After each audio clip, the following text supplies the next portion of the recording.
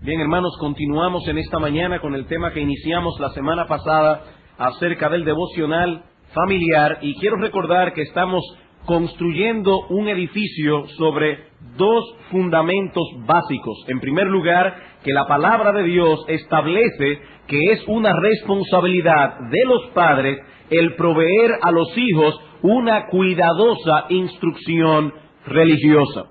Algunos aquí pueden citar textos que demuestren que esto es verdad. Algunos hermanos miembros de la iglesia que puedan participar. ¿Qué textos de la palabra de Dios podemos citar que prueban que ciertamente es una responsabilidad de los padres proveer a los hijos una cuidadosa instrucción religiosa? Hermanos, no debemos hacer las cosas por simple tradición. Debemos hacerlas porque la palabra de Dios impone ese deber sobre nuestras conciencias. ¿Qué texto podemos citar, hermano Luis Aramilet?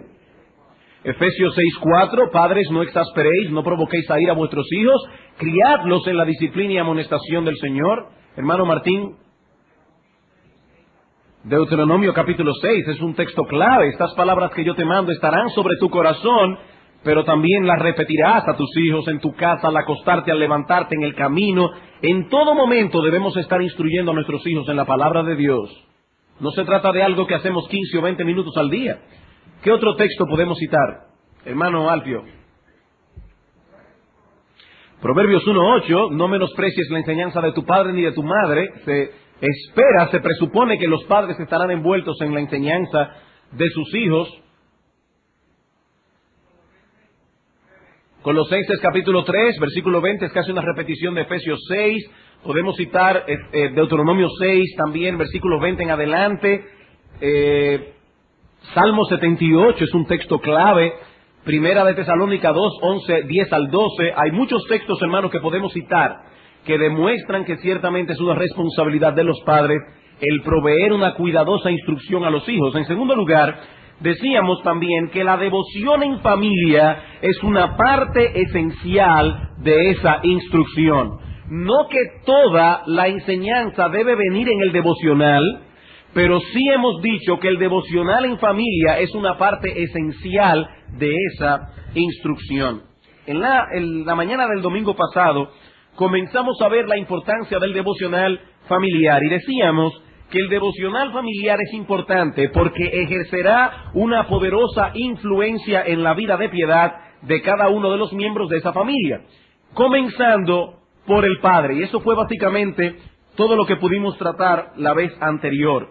Pero ahora, hermanos, queremos continuar en este mismo punto de cómo el devocional familiar afecta a los miembros de la familia. Hemos hablado del padre, queremos ahora hablar de la madre. Debemos pensar, hermanos, cómo afecta este tiempo de devoción en familia a las esposas y madres. Ahora, debo hacer la salvedad de que estoy presuponiendo una vez más que estamos hablando aquí de un matrimonio donde ambos son cristianos y donde el padre está asumiendo su papel como cabeza y está asumiendo la guía del devocional en el temor de Dios. Ahora, ¿cómo afecta esto a las esposas de estos hombres? Bueno, en primer lugar, a ellas se les puede aplicar prácticamente todo cuanto se dijo antes acerca de los esposos. Hermanos, la madre ha sido colocada en una posición de autoridad sobre sus hijos, de modo que al presentarse delante de ellos en el devocional, la madre tiene también la responsabilidad de ayudar en esa labor a su esposo. Ella no está allí simplemente aprendiendo del esposo, lo cual ya de por sí es algo muy bueno, pero ella también está allí junto con su esposo ayudándole a instruir a los hijos. Cada devocional ha de ser para ella un recordatorio de su propia responsabilidad como madre. Proverbios 1:8, el texto que citó José Alfio hace un momento. Proverbios capítulo 1, versículo 8. Eso no quiere decir, hermanas, que cada cosa que el marido diga, déjame añadir algo. Y cada vez que él va a avanzar, sí, un momentico, déjame dar otro comentario. No, lo que estamos diciendo es, hermana, que tú debes traer en el momento sabio, en el momento adecuado, aquellos comentarios que van a ayudar a tu marido en el desempeño de su labor. Proverbios 1:8 dice: oye, hijo mío, la instrucción de tu padre y no desprecies la dirección de tu madre. No solamente la instrucción del padre, sino también la dirección de la madre. Proverbios capítulo 6, versículo 20. Proverbios 6, 20. Guarda, hijo mío, el mandamiento de tu padre y no dejes la enseñanza de tu madre. Se está presuponiendo enseñanza de parte de la madre. Aquí no se aplica Primera de Corintios capítulo 14, la mujer calla en la congregación, porque allí no estamos en el contexto de la congregación. Proverbios capítulo 30, versículo 17. Hermanos, este texto es fuerte. Yo le pido a los jovencitos y jóvenes de nuestra iglesia que escuchen lo que dice la palabra de Dios inspirada por el Espíritu Santo. El ojo que escarnece a su padre y menosprecia la enseñanza de la madre, los cuervos de la cañada lo saquen y lo devoren los hijos del águila. Esto no es otra cosa que una maldición que viene de parte de Dios sobre aquellos hijos que toman al menos la enseñanza y la dirección de la madre. La maldición y la ira de Dios ha de estar sobre esos hijos. Ahora, hermanos, aquí está presuponiéndose, repito, que la madre está envuelta en la enseñanza de sus hijos. Hermanas, es sencillamente imposible poder evaluar con exactitud la influencia que una madre piadosa ejerce sobre sus hijos. Solo en la eternidad podremos entender hasta dónde estas madres fueron usadas por Dios para hacer de sus hijos lo que finalmente sus hijos fueron. Tengo la convicción de que Spurgeon llegó a ser lo que fue como siervo de Dios en gran parte, en gran medida, por la piedad de su madre.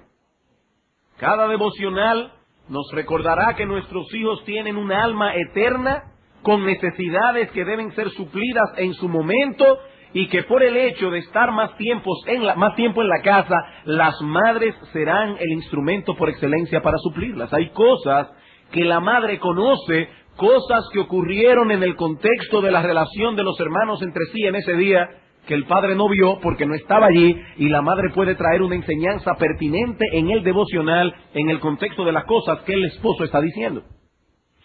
Ahora, hermanos, no nos limitemos a ver únicamente el efecto que el devocional tiene en las hermanas en su papel de madres, porque ellas no solo son madres, ¿qué son también? Son esposas.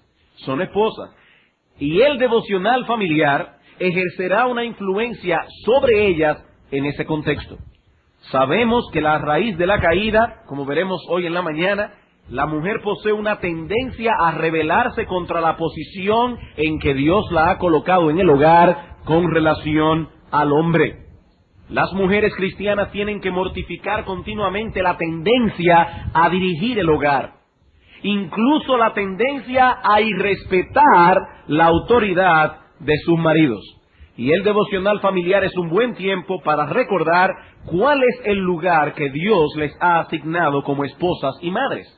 Ellas están sobre sus hijos y por eso aprovecha este tiempo para instruirlos juntamente con su esposo, pero al mismo tiempo ella está por debajo del marido y por lo tanto aprovecha este tiempo para aprender de él. Recuerden 1 Corintios 14, si quieren aprender algo, pregúntenle en casa a sus maridos. Ellos, hermanos, hermanas, son un instrumento que Dios ha puesto sobre vosotros para instrucción.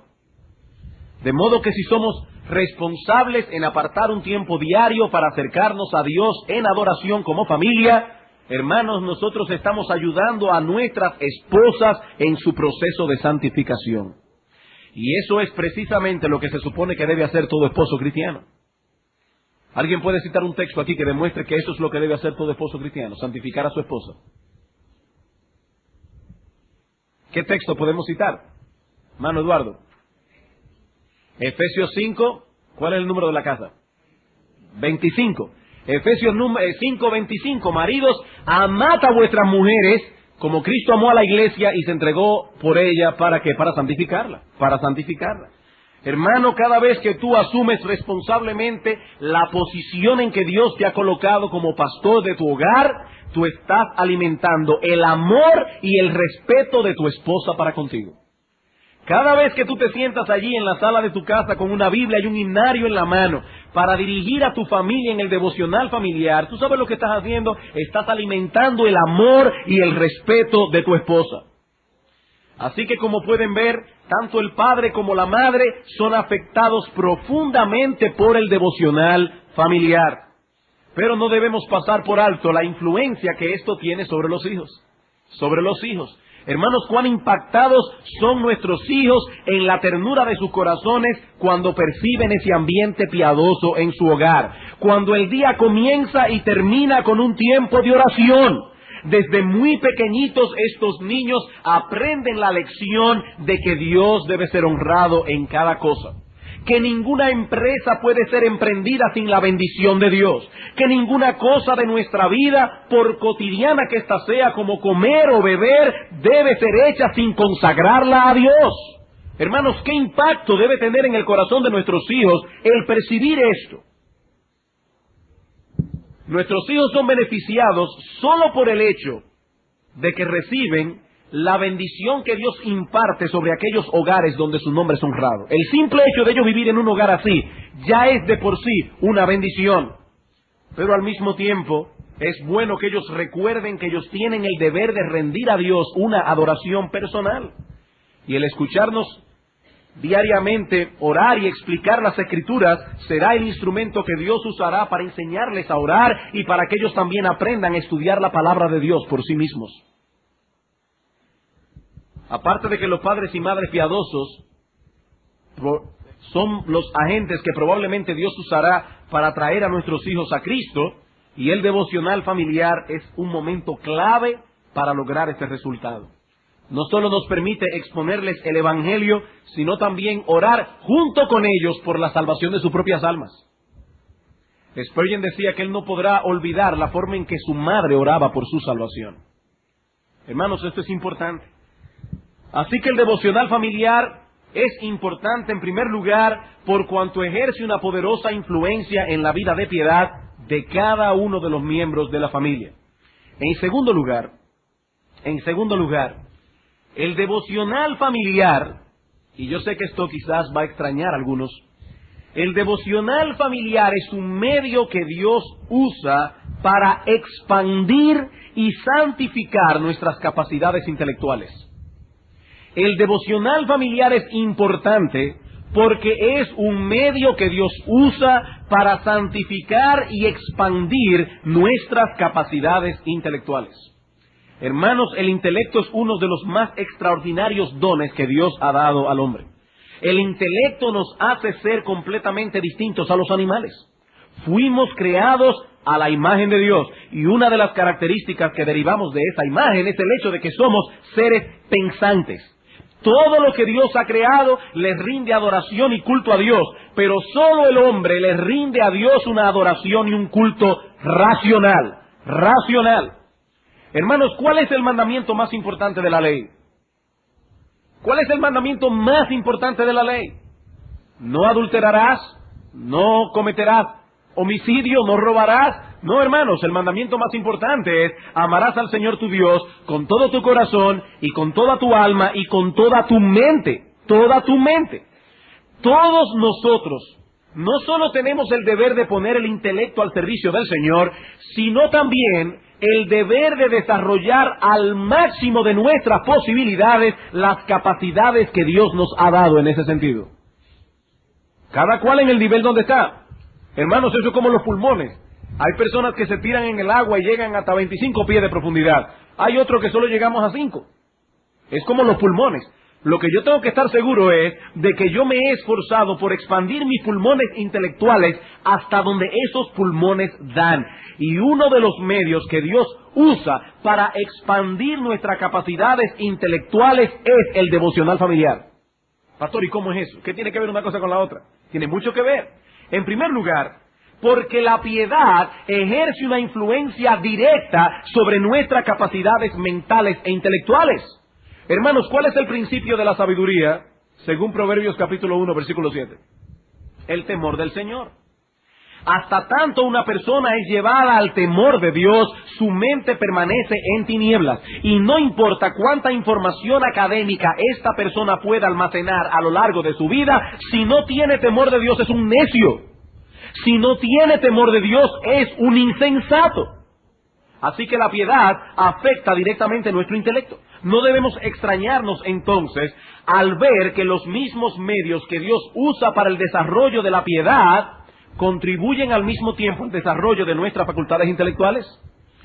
Hermanos, tomen cualquier medio de gracia, es decir, cualquiera de esos medios que Dios usa para bendecir el alma, cualquiera, y se darán cuenta que todos involucran el uso de la mente. Todos involucran el uso del intelecto, la lectura de la palabra de Dios. ¿Puede usted estudiar la palabra de Dios sin hacer un uso consciente de su cabeza, de la capacidad intelectual que Dios le ha dado? No. La oración, la meditación, el estar aquí sentado escuchando un estudio de la palabra de Dios. De hecho, hermanos, donde la mente y el intelecto no están envueltos, tampoco puede haber una adoración que sea agradable a Dios. Primera a los Corintios, capítulo 14. Por eso es que no estamos de acuerdo con esos cultos de adoración, donde se arma un escándalo tremendo, donde el pastor dice vamos a orar y todo el mundo comienza a orar al mismo tiempo, donde hay un escándalo, una bulla, porque así no se puede adorar a Dios. Hermanos, el intelecto no está envuelto en eso es un fanatismo, pero no es adoración racional a Dios. En Primera a los Corintios, capítulo 14, dice el apóstol Pablo, versículo 15, ¿qué pues? Oraré con el espíritu, pero oraré también con el entendimiento. Cantaré con el espíritu, pero cantaré también con el entendimiento. Porque si bendices solo con el espíritu, el que ocupa el lugar de simple oyente, ¿cómo dirá el amén a tu acción de gracias? Pues no sabe lo que has dicho, porque tú a la verdad bien das gracias, pero el otro no es edificado. De hecho, hermanos, aquí hay dos cosas claras en cuanto al culto de oración, o cuando alguien se para a orar aquí en la iglesia en el culto de adoración. No se supone que todo el mundo comience a orar al mismo tiempo. Pablo dice, uno ora y los otros ocupan el lugar de simple oyentes. Uno está orando y otros están escuchando. Ahora, esos que están escuchando están envueltos en lo que él está orando. Primero, porque su mente va siguiendo el hilo de pensamiento del que ora, y en segundo lugar, hermanos, algo importante, diciendo el amén a la oración del hermano. Probablemente tengamos que dar otro estudio aquí sobre el uso del amén en la iglesia. Algunos hermanos son muy tímidos con eso, quizá por el temor de que no nos vean en otro contexto. Hermanos, hay que decir el amén. Cuando alguien ora y yo estoy de acuerdo con lo que él está diciendo, uno debe expresar audiblemente el amén. Sí, Señor, así sea. Yo estoy de acuerdo con lo que el hermano está orando. Pero eso es todo lo que uno puede hacer sentado allí. Amén, amén, yo estoy de acuerdo. Eso es lo que Pablo está implicando aquí. Hermanos, Dios demanda de nosotros un culto racional. En la parábola del sembrador vemos que la semilla de la palabra de Dios que fue sembrada en los distintos terrenos tuvo frutos diferentes dependiendo del entendimiento. La semilla que cayó junto al camino, ese es el que oye la palabra del reino y no la entiende. Y viene el malo y arrebata lo que fue sembrado en su corazón. El que fue sembrado en buena tierra, este es el que oye y entiende y da fruto. Pero si no entiende, no da fruto. No da fruto. Cada vez que nuestros hijos participan del devocional familiar, estamos contribuyendo a desarrollar su piedad y por lo tanto a desarrollar su intelecto. Ahora, claro, lo importante es la piedad, no el intelecto, pero tenemos que desarrollar uno para que pueda desarrollarse el otro. Aquí no estamos hablando de esforzarnos por alcanzar un desarrollo intelectual como si eso fuese un fin en sí mismo, no. Esto es importante por el mandamiento que tenemos de parte de Dios de amarle con toda nuestra mente. Queridos hermanos, todo aquello que tienda a embotar nuestras capacidades intelectuales, eso debe ser evitado por un verdadero cristiano. Nosotros no podemos idiotizarnos. La Biblia lo prohíbe. Eso es un mal uso y aún un abuso de ese don que Dios nos ha concedido por gracia. Por otra parte, exponernos continuamente al contenido de la palabra de Dios es ampliar nuestra visión de las cosas. Los que carecen de este conocimiento tienen una visión muy corta y cerrada de la vida. En el Salmo 119, 130 dice el salmista: la exposición de tus palabras alumbra, hace entender a los simples. Hace entender a los simples. Y en el Salmo 19, el testimonio de Jehová es fiel, que hace sabio al sencillo. Y la palabra allí es simple, que hace sabio al simple, al individuo que no tiene mucha capacidad para discernir. El precepto de Jehová es puro, que alumbra los ojos, nos hace ver la realidad de la vida con claridad. Hermanos, la palabra de Dios dirige nuestros pensamientos a las cosas que en verdad tienen valor. Dirige nuestros pensamientos a cosas que son realmente profundas, y eso nos ayuda a ser personas de pensamiento profundo. El que se acostumbra a pensar en cosas pequeñas, en cuál es el vestido que usó Lady Diana en la última recepción que hubo en el...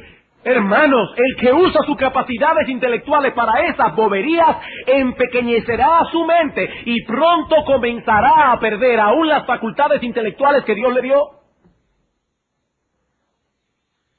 Supongamos que aquí tenemos un individuo con fuerza suficiente para levantar una pesa de 150 libras, si esa fuerza fuera plenamente desarrollada. Pero resulta que a lo largo de toda su vida este individuo nunca llega a más de 75 libras porque es un vago. ¿Qué sucederá? Bueno, que andando el tiempo, esta persona se acostumbra a levantar ese peso únicamente y nunca podrá llegar más lejos de ahí. Bueno, eso pasa con las capacidades intelectuales que Dios nos ha dado. Una mente que nunca sea expandida, porque se acostumbra a dirigir su atención a cosas sin importancia, esa mente se embotará, esa mente se empequeñecerá, y llegará un momento en que si usted no habla de cine, del actor tal, de moda, esa persona no sabe hablar de nada, de nada. Su mente se embotó, su mente se empequeñeció.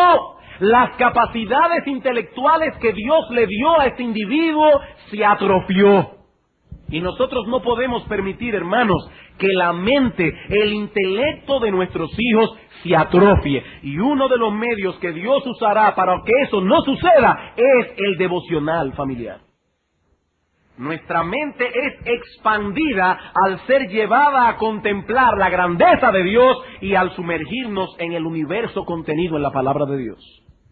Quisiera leer algo aquí, escrito o citado por Packer en este libro que ya tiene una portada más hermosa que esta, sobre Hacia el conocimiento de Dios, un libro que recomendamos a todo el mundo aquí. Dice Spurgeon, citado por Packer aquí: alguien ha dicho que el estudio apropiado de la humanidad es el hombre, el de la humanidad. Bueno, yo no voy a negar este concepto, pero pienso que es igualmente cierto que el estudio apropiado para los elegidos de Dios es Dios mismo. El estudio apropiado para el cristiano es la deidad, la ciencia más elevada, la especulación más encumbrada, la filosofía más vigorosa que puedan jamás ocupar la atención de un hijo de Dios. Es el nombre, la naturaleza, la persona, la obra, los hechos y la existencia de ese gran Dios a quien llama Padre. En la contemplación de la divinidad hay algo extraordinariamente beneficioso para la mente. Es un tema tan vasto que todos nuestros pensamientos se pierden en su inmensidad, tan profundo que nuestro orgullo se hunde en su infinitud. Si bien el tema humilla la mente, al propio tiempo la expande. El que con frecuencia piensa en Dios tendrá una mente más amplia que el hombre que se afana simplemente por lo que se le ofrece en este mundo estrecho. El estudio más excelente para ensanchar el alma es la ciencia de Cristo y este crucificado y el conocimiento de la deidad en la gloriosa Trinidad. Nada hay que desarrolle tanto el intelecto, que magnifique tanto el alma del hombre, como la investigación devota, sincera y continua del gran tema de la deidad. Hermanos, esto es cierto, y debemos tomar esto en mente si queremos desarrollar las capacidades intelectuales que Dios ha dado a nuestros hijos. En tercer lugar, el devocional familiar es importante porque promueve la armonía y el amor dentro del hogar. El devocional familiar es importante porque promueve la armonía y el amor dentro del hogar. En el Salmo 133, que todos ustedes seguro conocen, dice que hay bendición de Dios en el contexto de un grupo de hermanos habitando juntos en armonía. Hay bendición de parte de Dios, y eso puede ser aplicado en varios contextos. Podemos aplicarlo cuando los israelitas se reunían en el antiguo pacto a adorar a Dios. Podemos aplicarlo a la iglesia cuando nos reunimos aquí a adorar a Dios. Podemos aplicarlo también cuando una familia se reúne en armonía a adorar a Dios. Hermanos, cuando esos miembros de esa familia habitan juntos y en armonía, eso trae una serie de beneficios especiales. El salmista nos dice que eso es bueno y deleitoso. Dios se place en enviar en tales circunstancias bendición y vida eterna. Vivir en un hogar donde se respire ese clima de paz y de amor genuino los unos por los otros es disfrutar una antesala de lo que ha de ser la vida en el cielo. Y lo que estamos diciendo es que una de las actividades que promueve el amor y la armonía dentro del hogar es el devocional familiar. Comenzando por el hecho de que esta actividad provee un tiempo diario en el que todos los miembros de la familia tienen que sentarse frente a frente y verse las caras. Todos los días. Todos nos acercamos a Dios viéndonos las caras unos a otros. Hermanos, es triste pensar en la cantidad de familias donde sus miembros ni siquiera disfrutan de una cosa tan elemental. Todos comen a horas diferentes, todos cenan a horas diferentes. Uno está en la universidad y llega una hora, el papá llega otra hora. La cosa es que nunca se juntan todos. Hermanos, ¿cómo podemos promover armonía y amor dentro de un hogar donde los miembros no disfrutan de un tiempo tan elemental como este? Donde todos los miembros de esa familia pueden sentarse juntos en una sala y verse las caras. Es en ese tiempo de una manera muy especial cuando los padres pueden exhibir ante sus hijos sus más íntimas preocupaciones por ellos. Los hijos pueden percibir el amor de sus padres y su ansiedad por instruirlos en el camino de la salvación, en el temor de Dios. Ellos no quieren ver a sus hijos crecer en la impiedad de sus corazones y por eso se esfuerzan diariamente por enseñarles la palabra de Dios y orar con ellos y orar por ellos. Hermanos, eso enternece el corazón de nuestros hijos y los acerca a nosotros. Finalmente, el devocional familiar es importante porque repercutirá en la piedad de la iglesia. Porque repercutirá en la piedad de la iglesia. Esto se infiere de todo cuanto hemos dicho anteriormente. Si el devocional familiar contribuye a forjar mejores esposos, mejores esposas, mejores padres, mejores madres, mejores hijos, entonces el devocional familiar contribuye a fortalecer la iglesia. Hermanos, la iglesia es fuerte no cuando tiene miles de miembros, no cuando tiene 50 pastores y 500 diáconos. Cuando una iglesia es una iglesia fuerte, cuando es fuerte la piedad de los miembros que la componen. Si el devocional familiar ayuda a los esposos a ser mejores esposos, a los padres a ser mejores padres, a la esposa a ser mejores esposas y a los hijos mejores hijos, entonces el devocional familiar va a fortalecer nuestra iglesia. Hermanos, esta iglesia nunca llegará a ser lo que Dios quiere que esta iglesia sea hasta que cada familia de esta iglesia tome en serio este deber. El deber de sentarse cada día con sus hijos a levantar un altar en el cual Dios es adorado. Hermanos, esta iglesia nunca llegará a ser lo que Dios quiere que esta iglesia sea hasta que cada familia, incluyendo aquellas familias donde los padres no son cristianos, entonces la madre asume su responsabilidad. Pero cada familia levanta un altar donde Dios es adorado. Pero no solo eso. Hermanos, piensen por un momento en el efecto que ha de producir en el corazón de nuestros hijos cuando nos unamos juntos en oración, intercediendo por el reino de Dios en el mundo y de manera particular por nuestra propia iglesia. Piensen en el efecto que esto tendrá en la vida de nuestros hijos. Ellos van a comenzar a apreciar el reino de Dios. Desde pequeños. ¿Qué pasó en Honduras? ¿Qué está pasando en el Reino Unido, ese pastor que está enfermo? ¿Qué está pasando en New Jersey? El pastor Martin está enfermo, estoy preocupado por eso. ¿Qué está pasando en Pakistán? ¿Qué está pasando en las Filipinas? Hermanos, nosotros tenemos que enseñar a nuestros hijos a amar el reino de Dios y su justicia como una prioridad. Y eso lo aprenderán cuando ellos escuchen a sus padres intercediendo fervorosamente por el reino de Dios en el mundo entero, pero también intercediendo por la iglesia. ¿Cuántos de nuestros hijos, cuántos jóvenes aquí vienen a la iglesia como si esto fuera un asunto que no tiene que ver con ellos? Eso tiene que ver con mi padre, pero eso no tiene que ver conmigo, eso no es problema mío. Yo voy ahí porque mi papá y mi mamá son cristianos, porque mi mamá es cristiana. Hermanos, nosotros tenemos que cambiar esa mentalidad a nuestros hijos. Lo que está pasando aquí tiene que ver con ellos directamente. Lo que está pasando aquí tiene que ser importante para ellos.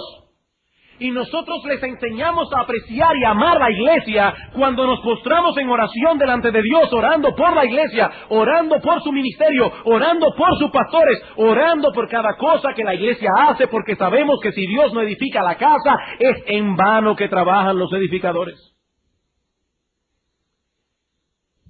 Pero no solo eso. No solo va a afectar el corazón de nuestros hijos. Hermanos, cuán refrescante es para un pastor saber que los miembros de la iglesia están orando en sus hogares por su ministerio.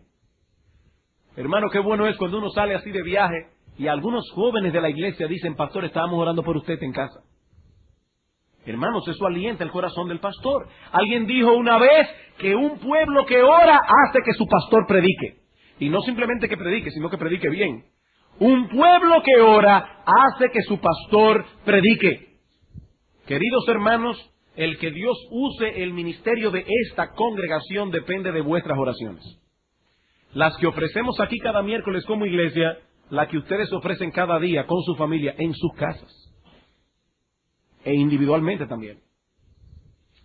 Pero los cristianos no solo oran por el pastor en sus devocionales familiares, sino que también oran por todos aquellos miembros de la iglesia que están pasando por alguna tribulación o aflicción particular. Y al preocuparse de ese modo los unos por los otros, ¿saben qué estamos haciendo? Estamos contribuyendo a la unidad práctica de la iglesia, estamos fortaleciendo nuestra unidad. Primero, porque nosotros mismos, al orar por el hermano, nos sentimos atados a él. Cuando usted ora por un hermano, cuando usted intercede por un hermano, su corazón queda atado a ese hermano. Pero también cuando ese hermano se entera de que en su casa están orando por él, óigame, ese hermano eleva su corazón delante de Dios en acción de gracias y al mismo tiempo ese hermano se siente atado a usted por haber estado preocupado por su situación. Eso contribuye al fortalecimiento de la unidad de la iglesia. De igual modo, el hecho de que cada miembro de la familia se involucre en oración por la iglesia, por sus ministerios, por sus miembros, por las dificultades propias de cada congregación, eso hace que cada miembro de la familia acerque más su corazón a la iglesia y sienta un peso mayor por cuidar de su bienestar. Cuando nuestros hijos perciben en nosotros un interés genuino por proteger los intereses de la iglesia, estamos enviando una señal correcta a sus corazones. Estamos diciéndole con esto que para nosotros no existe nada más importante que el reino de Dios y todo aquello que está relacionado con el reino de Dios.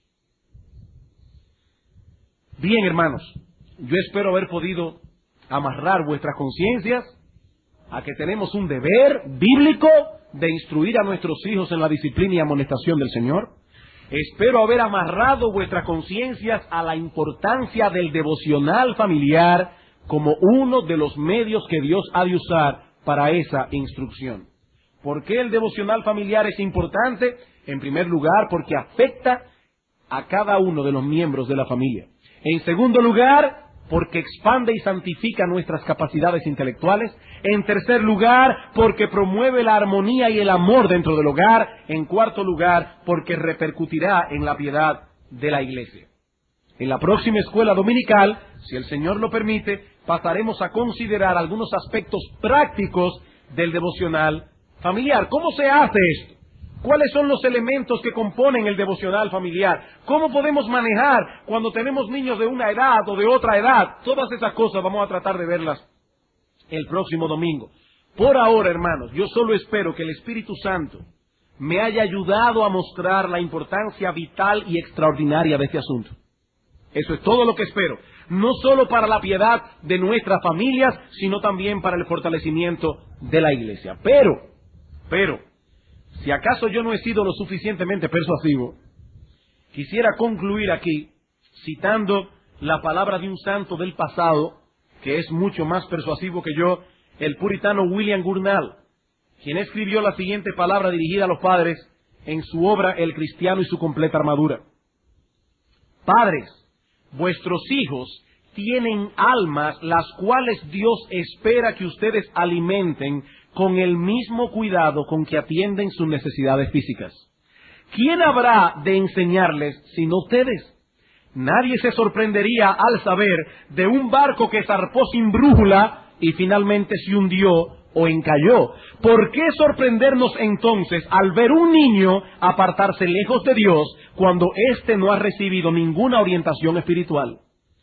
Es como decíamos la semana pasada, hermano, si tú no eres diligente instruyendo a tu hijo, créeme, el diablo sí será diligente en instruirlo. Si tú no le enseñas a orar, el diablo se encargará de enseñarle a blasfemar. Si tú no le enseñas a bendecir, créeme, el diablo será diligente en enseñarle a maldecir. Sigue diciendo Gurnall, y esto sí que es importante, hermanos. Creo que un hombre pone en entredicho su propio cristianismo cuando no se molesta en familiarizar a su hijo con Dios y con el camino que lleva hacia Él. Aún iré tan lejos como para decir que nunca he conocido a un santo genuino que no estuviera profundamente preocupado por la relación de su hijo con el Padre Celestial. En otras palabras, él está diciendo, yo dudo de la genuinidad de un hombre que profesa ser santo si no está preocupado por la santidad de sus hijos. Yo dudo de esa genuinidad. Sigue diciendo él, rendirás tus cuentas pobremente en el día postrero, en el día del juicio, si todo lo que puedes decir en aquel día es, Señor, he aquí a mis hijos, los crié como caballeros y los dejé acomodados. ¡Qué testimonio tan escarnecedor de tu propia locura el que hagas tanto por aquello que se oxida y nada por un conocimiento de Dios para salvación que dura para siempre! Dice Gurnall, eso testifica de tu propia locura. Hermanos, repito, si yo no he sido lo suficientemente persuasivo, yo espero que estas palabras lo sean. Que Dios nos ayude a mantener ardiendo la llama de nuestro celo por el Señor. Y más aún, hermanos, que Dios nos conceda el gozo de ver traspasado ese mismo celo y aún mayor en el corazón de nuestros hijos. Vamos a orar.